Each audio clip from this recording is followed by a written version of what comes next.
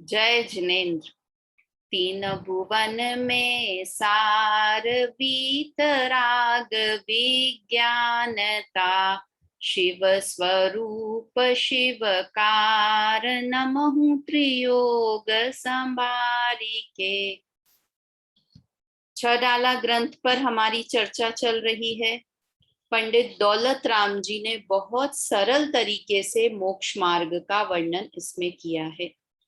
ग्रंथ छोटा है किंतु मोक्ष में ले जाने के लिए पूरी तरह समर्थ है। दौलत राम जी ने 6 ढाल के माध्यम से हमें मोक्ष का मार्ग बताया। कहाँ से शुरुआत की? पहली ढाल से शुरुआत की। बहुत गैप हो गया ना, 5-6-8-10 दिन का गैप हो गया, तो एक बार हम कहाँ से हमारी कहानी शुरू की थी उसको देख लेते हैं। कि पहली ढाल में दुखी हैं इसका निर्धारण करवाया कि हम वास्तव में दुखी हैं या नहीं हैं। उस बात को पक्का कराया कि चारों ही गति में कैसे कैसे दुख में भोगता हुआ आ रहा हूं और कैसे भोग रहा हूं अभी भी, उसका निर्धारण पहली ढाल में कराया। जैसे ही ये पता चला कि दुखी हूं तो दुख का कारण क्या है, तो उस बात का ज्ञान दूसरी ढाल में करवाया कि मिथ्या दर्शन, मिथ्या ज्ञान और मिथ्या चारित्र ये ही मेरे दुख का कारण है। कोई पर पदार्थों के कारण मैं मनुष्य गति में अभी हूं तो मैं अपने परिवार के कारण, अपने शरीर के कारण, अपने ग्राहकों के कारण, देश के कारण, समाज के कारण, इस कारण दुखी नहीं हूं।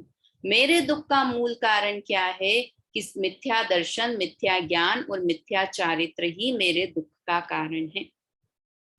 फिर तीसरी ढाल में बताया कि दुख का कारण तो ठीक है किंतु अब सुख का कारण क्या है ये भी पता चल गया कि मैं अपनी उल्टी मान्यता के कारण, मिथ्यात्व के कारण दुखी हूं। किंतु अब मेरे सुख का कारण क्या है, सुख का उपाय क्या है? हर समझदार व्यक्ति का ये प्रश्न होगा ना कि मैं दुखी हूं, ये बता दिया, मैं इस वजह से दुखी हूं, किंतु अब उसकी दवाई तो बताओ, दुख से बचने की दवा तो बताओ मुझे। तो तीसरी ढाल में दौलत राम जी ने मोक्ष का मार्ग, मोक्ष सुख का स्थान है, सुखी होने का सुखी होने की चरम सीमा है मोक्ष, और मोक्ष मार्ग है वो सुखी होने का उपाय है। तो उस मोक्ष मार्ग का वर्णन तीसरी ढाल से शुरू किया। तो मोक्ष का मार्ग तो सम्यक दर्शन, सम्यक ज्ञान, सम्यक चारित्र, ये तीनों की एकता मोक्ष मार्ग है। तो तीसरी ढाल में सम्यक दर्शन का वर्णन किया, साथ में सम्यक दर्शन की महिमा बताई कि किसी भी तरीके से इस सम्यक दर्शन को प्राप्त कर लो। हे जीव, हे पूजा, ये जो भी सुन रहा है सब अपने अपने पे कि किसी भी तरह से इस सम्यक दर्शन को इस भव में प्राप्त कर ही लो। संसार के दुखों से बचना है तो उसका एकमात्र उपाय यही है। तो ऐसी चर्चा तीसरी ढाल में की। चौथी ढाल में सम्यक ज्ञान की चर्चा की और साथ में देश चारित्र की चर्चा की। अब पांचवी और छठी ढाल हमारी बाकी है, तो उसमें किसकी चर्चा? किंतु एक बात देखो, ध्यान रखना कि यहाँ पर इस तरह से क्रम से वर्णन किया है और क्रम से प्रकट भी होता है, किंतु ऐसा नहीं कि पहले हमने सम्यक दर्शन कर लिया अब इसको साइड में रख दो। जैसे हम करते हैं कि नहीं, घर का कोई काम करते हैं तो क्या करते हैं कि हमें 4 काम करने हैं, खाना बनाना है, सफाई करनी है, बर्तन करने हैं, ऐसा ये 4 काम किए फिर हम फ्री हो जाएंगे, फिर हमें मुक्ति मिल गई काम से। तो हमने क्या किया, पहले सफाई का काम खत्म कर दिया, फिर खाना बनाने का काम खत्म कर दिया, फिर बर्तन का काम। तो ऐसे एक एक काम खत्म करते जाते हैं कि सम्यक दर्शन कर लिया, चलो अब साइड में रख दो, सम्यक ज्ञान कर लिया, अब इसको साइड में रख दो। कि नहीं, ये मोक्ष का मार्ग है। सम्यक दर्शन प्रकट हुआ तो वो कब तक रहेगा कि जब तक सिद्ध नहीं बन जाते, सिद्ध बन जाने के बाद भी खत्म नहीं होगा। एक बार प्रकट हो गया तो वो हमेशा सम्यक दर्शन बना ही रहेगा, और सम्यक दर्शन के साथ ही सम्यक ज्ञान भी हो जाता है। पढ़ी थी ना, नहीं, सम्यक साथे ज्ञान होए, है ना। सम्यक दर्शन के साथ ही सम्यक ज्ञान हो गया। और सम्यक चारित्र कब हुआ कि सम्यक दर्शन, सम्यक ज्ञान कंप्लीट हो गए उसके बाद सम्यक चारित्र? कि नहीं, जब सम्यक दर्शन प्रकट हुआ तो उसके साथ ही सम्यक चारित्र भी शुरू हो जाता है। अनंतानुबंधी कषाय चली जाती है ना, चारित्र मोहनी का भेद है अनंतानुबंधी, तो वो नष्ट हो जाती है तो सम्यक चारित्र प्रारंभ हो जाता है। किंतु चारित्र धीरे धीरे पूर्णता को होता है। जैसे सम्यक श्रद्धा, श्रद्धा पूरी एक साथ सम्यक दर्शन होता है, सम्यक ज्ञान पूरा एक साथ होता है, किंतु सम्यक चारित्र धीरे धीरे पूर्णता को प्राप्त होता है ना। तो चौथे गुण स्थान में शुरुआत हो गई, पांचवें गुण स्थान में देश चारित्र का वर्णन हमने चौथी ढाल में पढ़ा। जो पांचवें गुण स्थान वर्ती के 12 व्रत होते हैं उसकी चर्चा हमने पांचवी ढाल में की, सॉरी चौथी ढाल में की। अब पांचवी ढाल में किसकी चर्चा होनी है कि जब वो पांचवें गुण स्थान वर्ती श्रावक जिसने कि 12 व्रतों को पालन किया, अब उसकी भूमिका ऐसी, उसने 11 प्रतिमाएं भी होती है, वो एलक छुल्लक तक चला गया। मतलब ये 12 व्रत भी हो गए ना, तो ये शिक्षा व्रत पढ़े थे अपन ने 4, तो वो क्या थे, मुनि बनने की शिक्षा दी थी उन 4 शिक्षा व्रतों में। याद है कि सब आगे पढ़ते जा रहे हैं, पीछे सपाट होते जा रहा है। बेला आंटी ऐसे तो नहीं हो रहा है कि हम आगे बढ़ते जा रहे हैं और पीछे का सब भूलते जा रहे हैं। तो क्या कि 4 शिक्षा व्रत की बात की थी, तो वो 4 शिक्षा व्रत मुनि बनने के लिए शिक्षा देने वाले थे। तो अब नेक्स्ट स्टेप पक्का क्या था कि मुनि बनना। तो यहाँ पर अब जो हम पांचवी ढाल आज से पढ़ने वाले हैं उसमें 12 भावनाओं का वर्णन है ना। कैसी हैं वो 12 भावनाएं, क्या हैं, क्योंकि वास्तव में तो क्या होना चाहिए था कि सम्यक दर्शन का तीसरी ढाल में हो गया, सम्यक ज्ञान का चौथी ढाल में हो गया, और पांचवी ढाल में सम्यक चारित्र का वर्णन होना चाहिए था। किंतु बीच में उन्होंने पॉज किया दौलत राम जी ने, और क्या किया, 12 भावनाओं का वर्णन डाल दिया, और छठी ढाल में फिर महा सम्यक चारित्र या सकल चारित्र का वर्णन किया, है ना। महाव्रत का या सकल चारित्र का वर्णन छठी ढाल में किया। तो बीच की एक ये ढाल का ब्रेक क्यों हो गया। जब हम लोग भी पाठशाला में पढ़ते थे ना, तो ऐसे ही लगता था कि बीच में 12 भावनाएं शायद बहुत कठिन विषय हो रहा था, तो विषय को सरल करने के लिए दौलत राम जी ने ऐसे ही 12 भावनाएं बीच में डाल दी, या ऐसा लगता था कनेक्टिविटी नहीं है इसमें, तो एकदम फ्लो चल रहा था। चौथा गुण स्थान, पांचवा गुण स्थान, चौथे गुण स्थान का वर्णन तीसरी ढाल में, पांचवें गुण स्थान का वर्णन चौथी ढाल में, है ना। पांचवें गुण स्थान वर्ती श्रावक का, अब पांचवी ढाल में छठे गुण स्थान का वर्णन होना था, मुनिराज का वर्णन होना था। किंतु बीच में ये 12 भावनाएं क्यों डाल दी, क्यों, बहुत बहुत राज है उसके पीछे। दौलत राम जी बहुत सिस्टमेटिक तरीके से ये 6 डाला लिखी है। अपन ने पहले भी बात की थी कि क्यों सिस्टमेटिक तरीके से, कि उन्हें पता था कि मुझे एक एक ढाल में कितने कितने छंद डालने हैं, उससे कम भी नहीं, उससे मतलब 15 और 17 का उनका कैलकुलेशन था, और इतने में मुझे पूरा विषय करना है। मतलब सुनियोजित ढंग से इस 6 डाला ग्रंथ को लिखा है। तो ऐसा तो है नहीं कि उन्होंने सिर्फ पहले पांचवी ढाल 6 ढाल बोल दी थी, एक ढाल कंप्लीट नहीं हो रही थी तो बीच में 12 भावनाओं का वर्णन डाल दिया, ऐसा कुछ भी नहीं है। ये पूरा कनेक्टेड है। चौथी ढाल और छठी ढाल दोनों के ब्रिज का काम, दोनों के बांध का काम पांचवी ढाल करती है। समझ में आ रहा है। चौथी ढाल में श्रावक था, पांचवें गुण स्थान वर्ती श्रावक था, और छठी ढाल में मुनिराज बनने वाला है। तो श्रावक और मुनिराज के बीच में जो कश्मकश चलती है ना कि मुनिराज कब बन जाता है, पांचवें गुण स्थान वर्ती जीव छठे गुण स्थान में कब आ जाता है, उस ब्रिज का काम ये 12 भावनाएं करती हैं। समझ में आई बात। तो हम पढ़ते हैं, यहाँ से देखते हैं कि किस तरह से 12 भावनाओं का वर्णन, मतलब क्यों किया, उसकी भी बात इसमें आएगी कि क्यों किया। हम पहला ही छंद पढ़ेंगे ना तो उसमें इस बात का वर्णन आ जाएगा। देखिए पांचवी ढाल,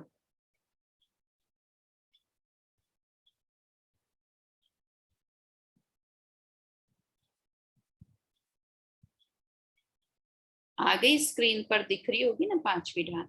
क्या कहा देखिए पांचवी ढाल में,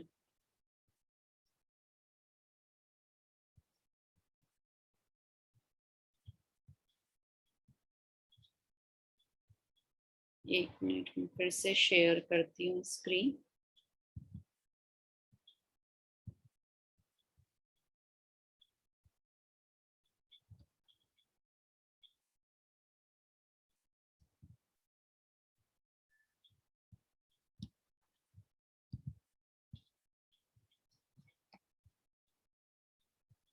कुछ तो गड़बड़ हो गई है इसमें, एक मिनट, शेयर नहीं हो पा रही है स्क्रीन।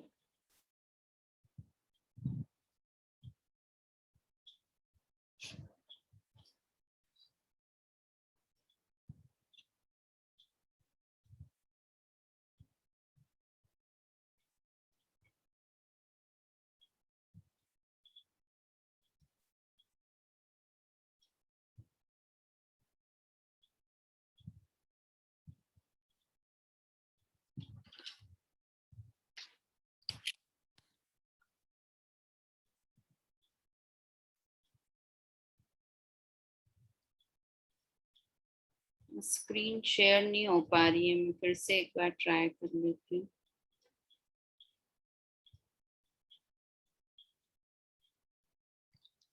चलिए, स्क्रीन शेयर नहीं हो रही है, अपन डायरेक्ट ही वैसे ही चर्चा प्रारंभ कर लेते हैं आज। मैं यहाँ से पढ़ती हूँ, आप लोग सुनिए खाली, जो कुछ प्रॉब्लम हो रही है इसमें। पांचवी ढाल, भावनाओं के चिंतवन का कारण, उसके अधिकारी और उसका फल। मैं सबसे पहले इसे लिखा है भावना, मतलब इसको उत्पन्न, वैराग्य को उत्पन्न करने वाली 12 भावनाएं, ऐसा आता है इसमें। वैराग्य को उत्पन्न करने, वैराग्य जननी, वैराग्य को उत्पन्न करने वाली। जब पांचवे गुण स्थान वर्ती श्रावक की इतनी शुद्धि बढ़ जाती है, मतलब अभी तो 2 कषाय चोकड़ी का अभाव हुआ था, अब वो 3 कषाय चोकड़ी का अभाव करने की तरफ है, तो उसके चित्त में वैराग्य को उत्पन्न करने के लिए ये 12 भावनाएं माता की तरह होती हैं ना। कैसी हैं, हम पढ़ते हैं। इसमें पहला छंद है, इसमें टोटल 15 छंद हैं इस ढाल में। तो पहला छंद क्या है, हम यहाँ से पढ़ते हैं। मुनि सकल व्रती बड़े भागी, भव भोगन ते बैरागी, वैराग्य उपावन माई, चिंते अनुप्रेक्षा भाई। क्या लिखा, मुनि सकल व्रती, कौन करता है, मुनिराज। मुनिराज कैसे हैं, सकल व्रती हैं, है ना। अपन ने अभी चौथे गुण स्थान में देश व्रती पढ़ा, और मुनिराज कैसे हैं, सकल व्रती हैं। पूरे व्रतों को, संपूर्ण पूरी तरह से व्रतों को, महाव्रतों को धारण करने वाले हैं। कैसे हैं मुनिराज, सकल व्रती हैं। और कैसे हैं, बड़ भागी। बड़ भागी मतलब महाभाग्यशाली हैं, या कहें महान पुरुषार्थी हैं, है ना। महापुरुषार्थी हैं, क्यों हैं, उसका कारण बताया। क्यों, क्योंकि भव भोगन ते वैरागी, वे संसार, भव मतलब संसार, और भोग, भोगन मतलब भोग, संसार और भोगों से वैरागी हैं, अर्थात विरक्त हैं ना। मुनिराज सकल व्रती हैं, और कैसे हैं, बहुत पुरुषार्थी हैं। क्यों, क्योंकि वे संसार और भोगों से विरक्त रहते हैं, वैरागी हैं। अभी तो अपन शाब्दिक अर्थ पढ़ रहे हैं, फिर इसके आगे पढ़ेंगे। वैराग्य उपावन माई, चिंते अनुप्रेक्षा भाई। और क्या करते हैं कि वैराग्य को उत्पन्न करने के लिए, वैराग्य उपावन, वैराग्य को उत्पन्न करने के लिए क्या करते हैं वो, चिंते अनुप्रेक्षा भाई। वैराग्य उपावन, माई शब्द आया ना, माई, माई मतलब माता के समान है। वैराग्य को उत्पन्न करने के लिए माता के समान है। कौन, चिंते अनुप्रेक्षा भाई, 12 भावनाओं का चिंतवन करना, ये क्या है, वैराग्य को उत्पन्न करता है। कैसे उत्पन्न करता है? जैसे माता संतान को उत्पन्न करती है ना, माता पुत्र को, पुत्री को उत्पन्न, जन्म देती है माता, वैसे ही 12 भावनाएं वैराग्य को उत्पन्न करती है। देखो, ये जब पंच कल्याणक वगैरह के सीन आते हैं ना, तो उसमें बताते हैं कि जब दीक्षा के लिए जाते हैं तीर्थंकर के जीव, जब जन्म कल्याणक, गर्भ कल्याणक हो गया, जन्म कल्याणक हो गया, तब कल्याणक के लिए जब दीक्षा के लिए जाते हैं, तो सबसे पहले लोकांतिक देव आकर 12 भावनाओं का पाठ करते हैं। किस लिए करते हैं? देखो, एक होता है ना, हमको वैराग्य हो जाए, कभी क्या होता है किसी अपने प्रिय की मृत्यु हो या घर में कोई इष्ट का वियोग हो जाए, तो क्या होता है, बहुत वैराग्य उत्पन्न होता है कि अरे कैसे संसार है ना। जो थोड़े समझदार लोग होते हैं उन्हें वैराग्य होता है, और जो मूर्ख होते हैं तो वो तो रोने धोने में कि क्यों छोड़ के चले गए, क्यों छोड़ के चले गए, उसी में ही उनका समय निकल जाता है, यही सोचने में कि क्यों छोड़कर चले गए ना। तो क्या कि वैराग्य उत्पन्न होता है। अब उस वैराग्य को बनाए रखने के लिए, ये तो टेम्पररी वैराग्य हमको हो जाता है कि सबको एक दिन जाना है, मरना ही है, अब तो मैं अपना सारा समय धर्म ध्यान में बिताऊंगा, है ना। तो ये इसको बोलते हैं शमशानी वैराग्य। सुना होगा शब्द शमशानी वैराग्य की। शमशानी वैराग्य जैसे कि भाई हो गया, अपने प्रिय का वियोग हो गया, तो अब मैं भी एक दिन सबको ही मरना है, मैं भी मर जाऊंगा, और अब मैं पक्का अपना सारा समय धर्म ध्यान में बिताऊंगा। फिर क्या होता है, जैसे जैसे दिन आगे बढ़ते जाते हैं वैराग्य कम होता जाता है, घटता। इधर 13 दिन हुए, सब कुछ खुला, और वापस से हम सब अपनी अपने जीवन में, अपनी अपनी लाइफ में मस्त हो जाते हैं। तो वो शमशानी वैराग्य होता है।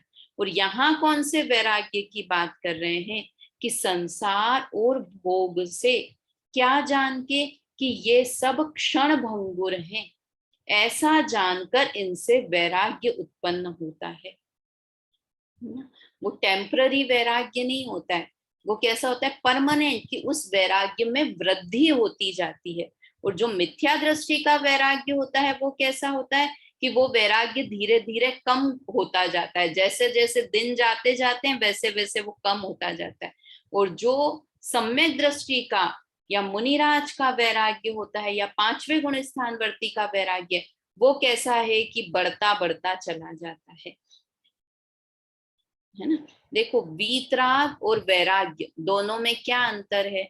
वीतराग और वैराग्य, भगवान को कहते हैं वीतरागी और मुनिराज को कहते हैं वैरागी। ये लिखा है ना, भव भोगन ते वैरागी। भगवान को क्या कहते हैं? वीतरागी। और मुनिराज को क्या कहते हैं? वैरागी। तो भगवान वीतरागी हैं। वीतरागी किसे कहते हैं? कि जिनके राग और द्वेष का जिन्होंने नाश कर दिया है, वो वीतरागी हैं ना। भगवान के अपन तो वीतरागी सर्वज्ञ हितोपदेशी होते हैं, बहुत बचपन से, बहुत पहले भाग से पढ़ते हुए आ रहे हैं।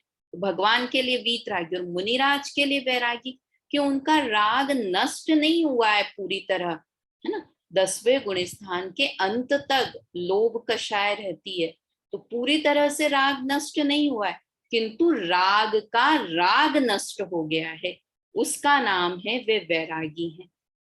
समझ में आया? वीतरागी और वैराग में अंतर बता रही हूँ। भगवान वीतरागी हैं और मुनिराज वैरागी हैं। उन्हें राग अपन पढ़ते हैं ना, ये जब आचार्य उपाध्याय साधु परमेष्टि की परिभाषा पढ़ते हैं, तो उसमें क्या है कि अशुभोपयोग का तो अस्तित्व नहीं है, अस्तित्व ही नहीं होता है, किंतु शुभ भाव होता है।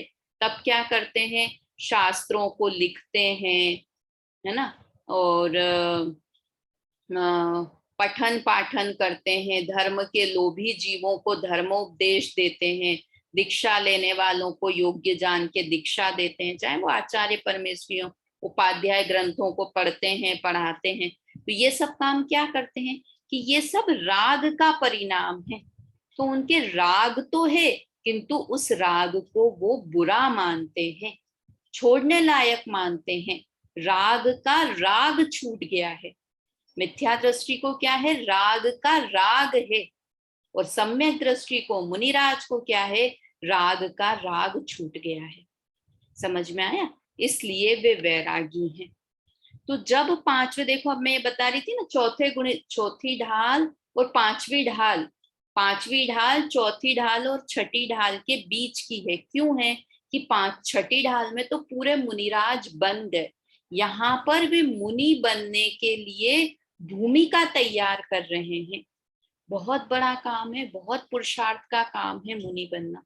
और देखो जब ये दीक्षा भी देते हैं ना, कोई आचार्य दीक्षा देते हैं, तो वो ऐसे ही नहीं कि देख के कोई, हम गए, हमको शमशानी वैराग्य हुआ कि मुझे तो महाराज अब बिल्कुल मैंने देख लिया है, मेरे घर परिवार स्वार्थ की टोली है और आप तो मुझे दीक्षा दे दो, तो वो किसी को भी दीक्षा दे दें, ऐसा नहीं है। वो योग्य जानते हैं कि वाकई में ये दीक्षा देने के योग्य है या नहीं है, उसके वैराग्य को परखते हैं कि ये टेम्पररी वैराग्य तो नहीं है, परमानेंट वाला है या नहीं है। उसको संग में थोड़े दिन वो रहता है ब्रह्मचारी बन के, एलक बन के, क्षुल्लक बन के, और उसके बाद ये 12 भावनाओं के माध्यम से वो अपने वैराग्य में वृद्धि करता रहता है वो जीव। और जब पूरी तरह से वैरागी हो जाता है तो फिर वो मुनि अवस्था को धारण करता है। समझ में आ रहा है? तो क्या लिखा, मुनि सकल व्रती बड़भागी। मुनिराज कैसे हैं? महाव्रतों को धारण करने वाले हैं और बहुत पुरुषार्थी हैं। क्यों? क्योंकि वे भव भोगन ते वैरागी, भव से, संसार से और भोगों से वैरागी हैं, विरक्त रहते हैं संसार और भोगों से। दोनों चीजें समझ में आई, संसार से और भोग मतलब क्या होते हैं? भोग किसे कहते हैं? 5 इंद्रिय के विषयों को भोग कहते हैं। तो 5 इंद्रिय के विषयों से भी वे विरक्त रहते हैं। फिर क्या है? वैराग्य उपावन माई, इसलिए वो क्या करते हैं कि वैराग्य को उत्पन्न करने के लिए 12 भावनाओं का चिंतन करते हैं। हे भाई, हमको समझाते हुए अच्छा उद्बोधन दे रहे हैं दौलत राम जी। भाई हम किसको कहते हैं? हर किसी को थोड़ी, जिससे हमें थोड़ा स्नेह होता है, प्रीति होती है, तब इसे बोलते हैं ना, अरे भैया, अरे भाई, ऐसा क्यों करते हो? तो हमको ऐसे समझा रहे हैं दौलत राम जी कि हे भाई, इसलिए वे वैराग्य को उत्पन्न करने वाली 12 भावनाओं का चिंतन करते हैं। ठीक है, देखिए इसमें से अन्वयार्थ पढ़ते हैं अपन।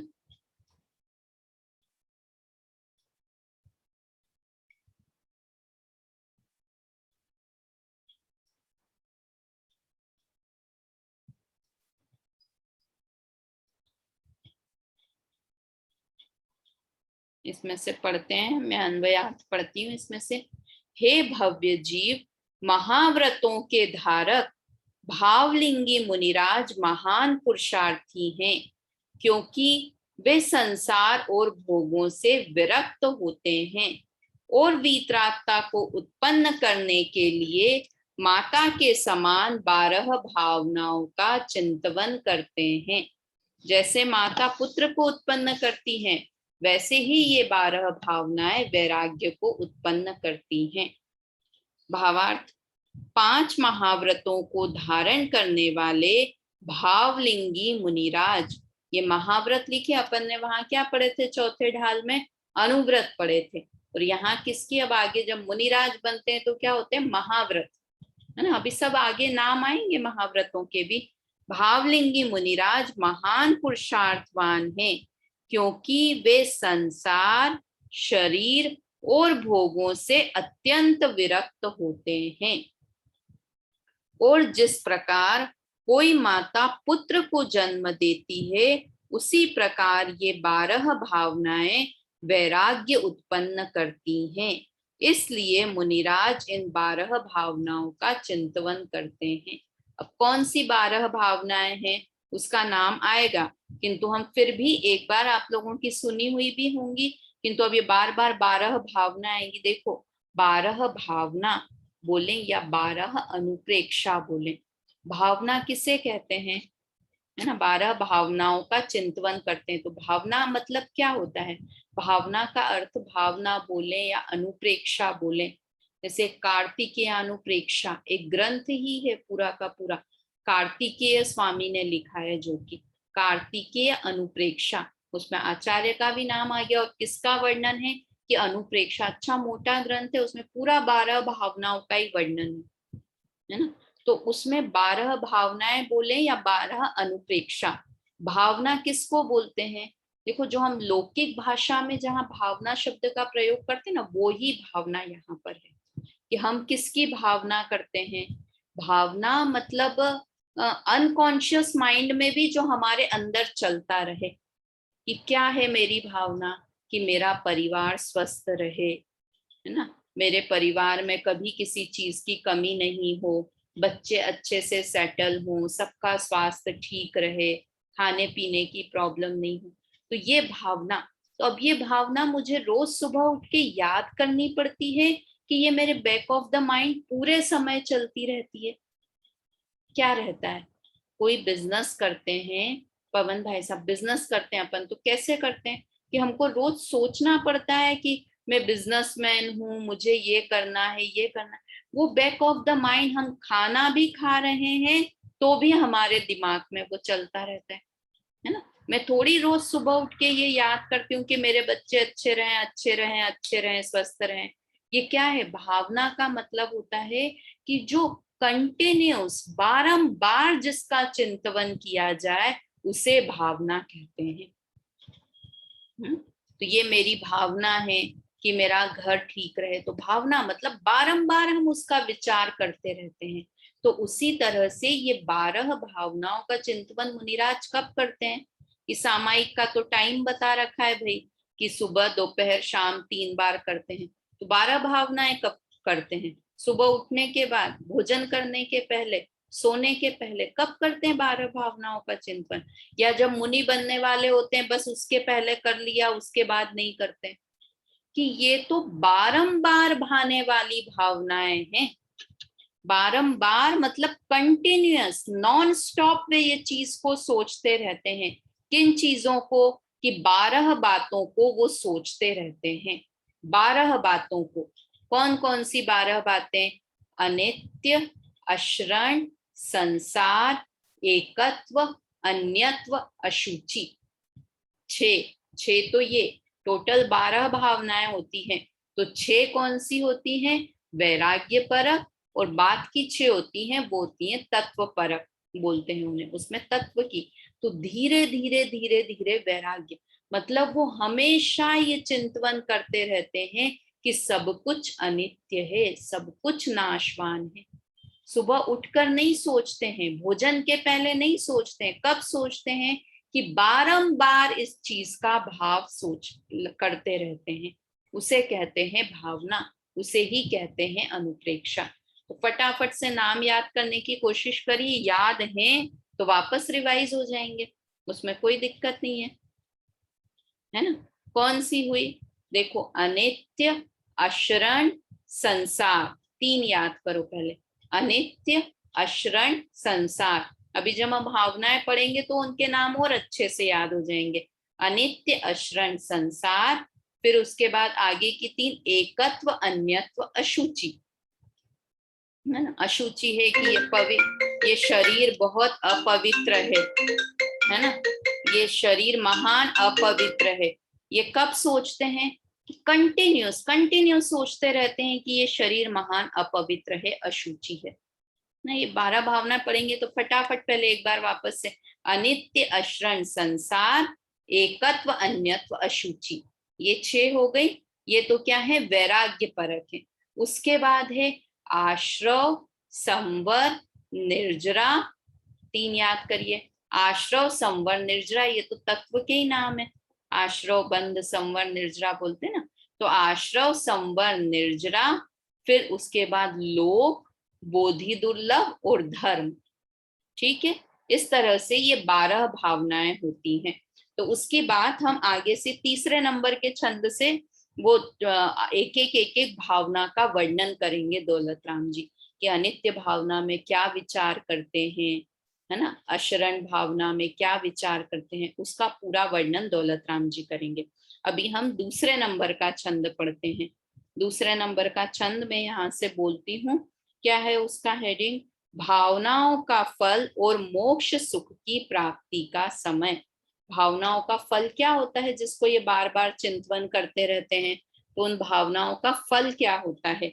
देखिए, इन चिंतत सम सुख जागे, जिमि ज्वलन पवन के लागे, जब ही जिय आत्म जाने, तब ही जिय शिव सुख ठाने।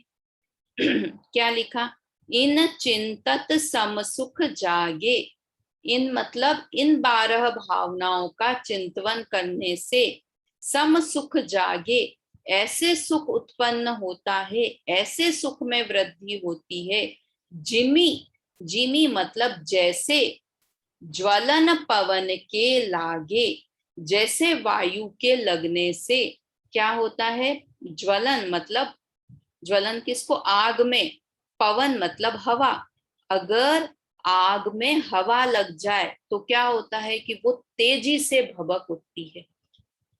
देखा है आपने? पहले देखे होंगे पुराने जमाने में चूल्हे होते थे, है ना? और अब तो देखे, मतलब मैंने भी नहीं देखे हैं बहुत तो, पर मूवीज वगैरह में देखे हैं ना, कि वो कोई पुराने गांव में माता खाना बना रही है, कोई बुढ़ी औरत, तो वो आग पकड़ नहीं रहा है, तो क्या करते थे, एक ऐसा गोल पाइप जैसा होता है, और उस पाइप में ऐसे करके ऐसे फूंक मारते, वो फूंक मारते और वो एकदम तेजी से भभक उठती है।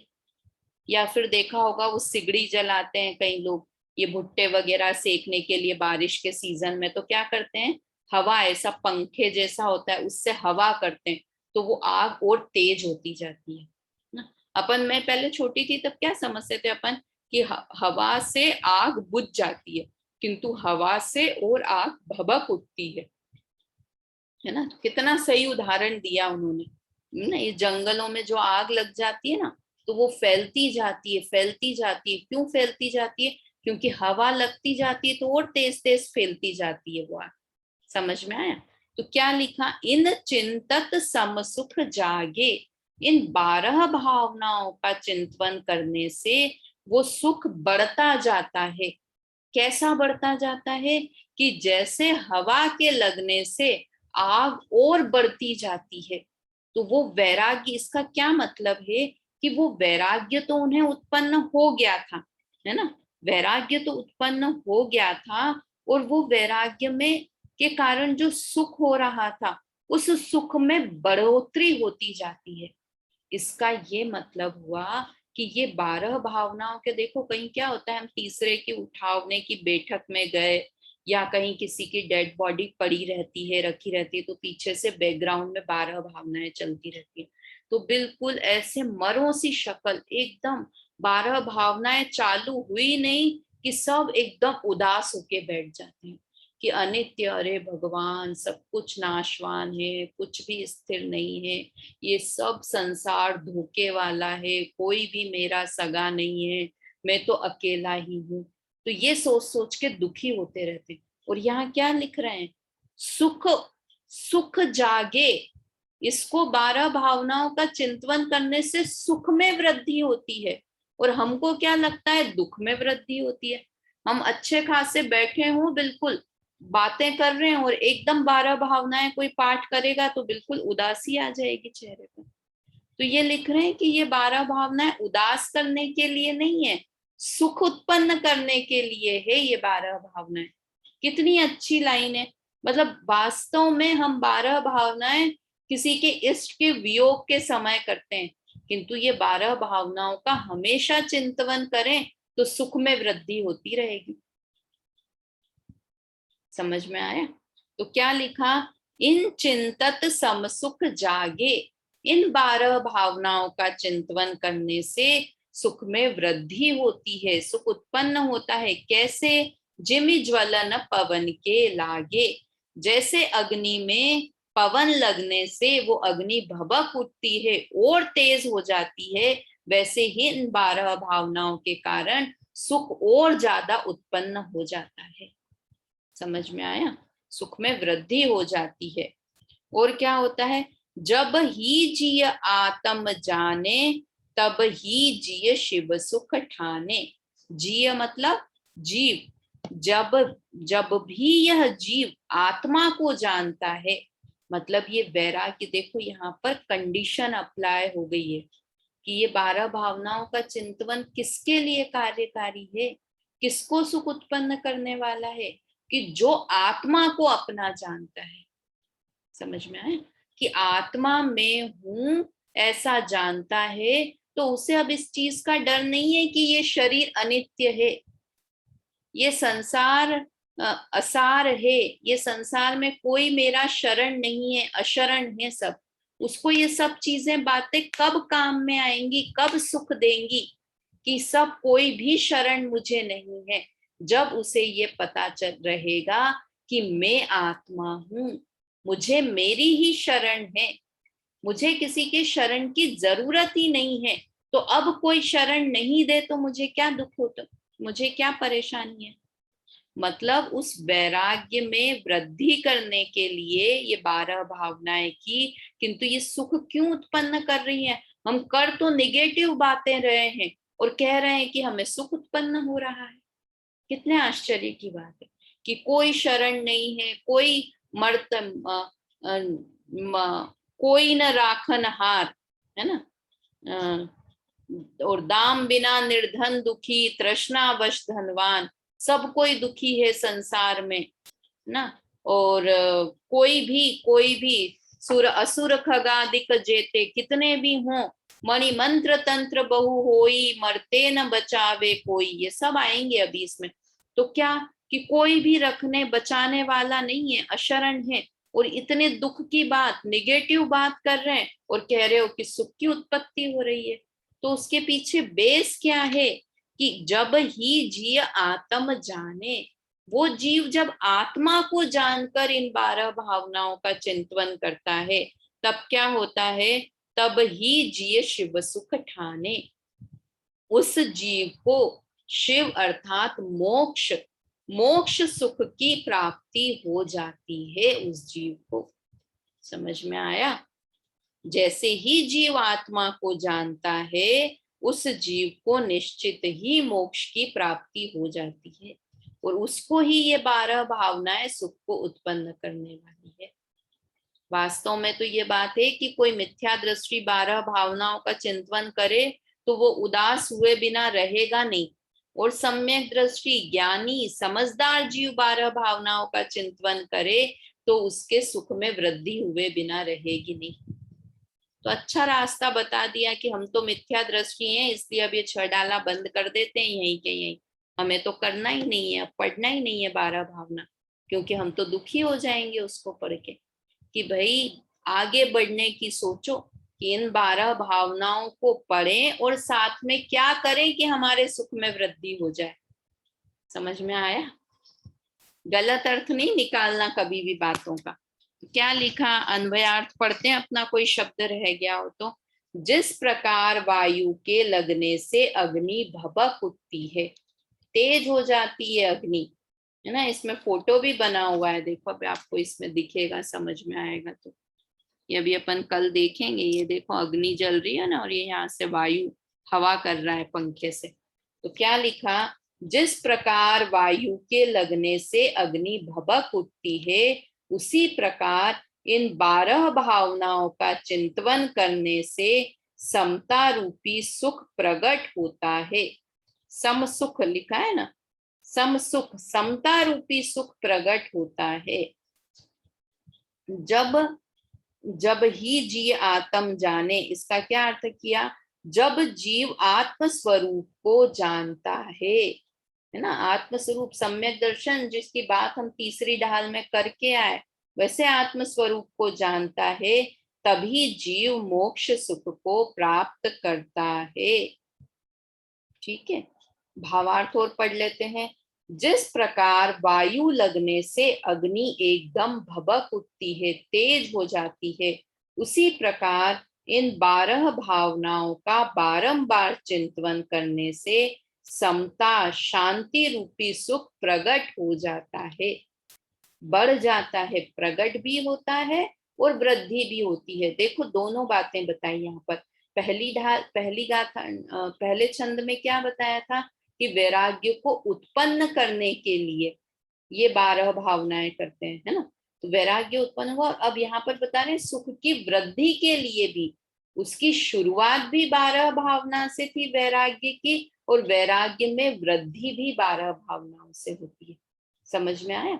या कहें सुख की शुरुआत भी 12 भावनाओं से हुई, क्योंकि वैराग्य है वो सुख को देने वाला है। वैराग्य इज इक्वल टू मुरझाया हुआ मुंह नहीं।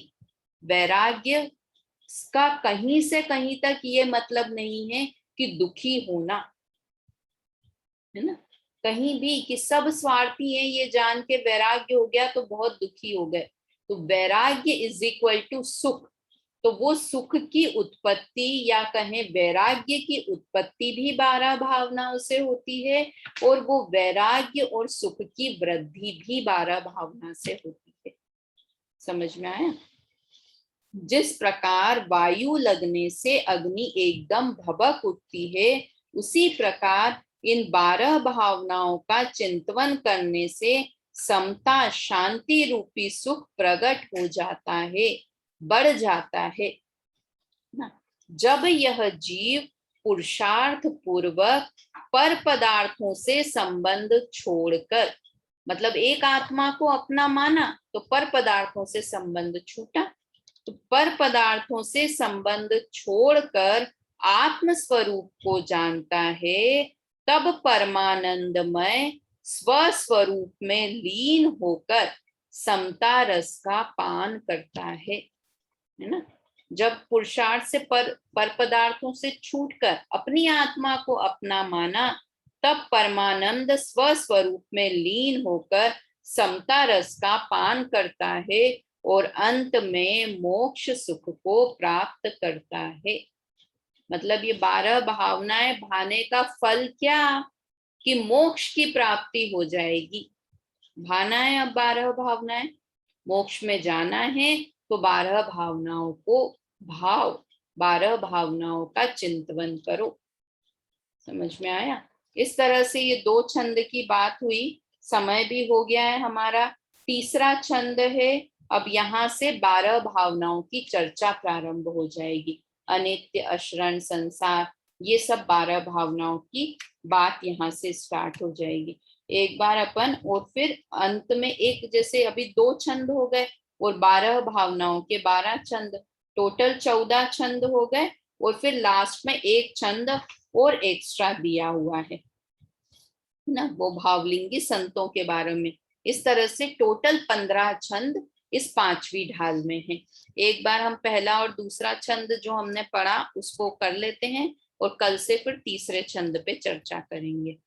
मुनि सकल व्रती बड़े भागी, भव भोगन ते वैरागी, वैराग्य उपावन माई, चिंते अनुप्रेक्षा भाई, इन चिंतत सम सुख जागे, जिमि ज्वलन पवन के लागे, जब ही जिय आत्म जाने, तब ही जिय शिव सुख ठाने। ठीक है, अभी अब समय हो गया है, कल से चर्चा तीसरे छंद के ऊपर करेंगे। अभी जनवाणी स्तुति करके। निज निधि निज में बताई, यह अनंत उपकार है, इसके लिए जिन वाणी माँ को वंदना शत बार है, वंदना शत बार है। जय जिनेन्द्र।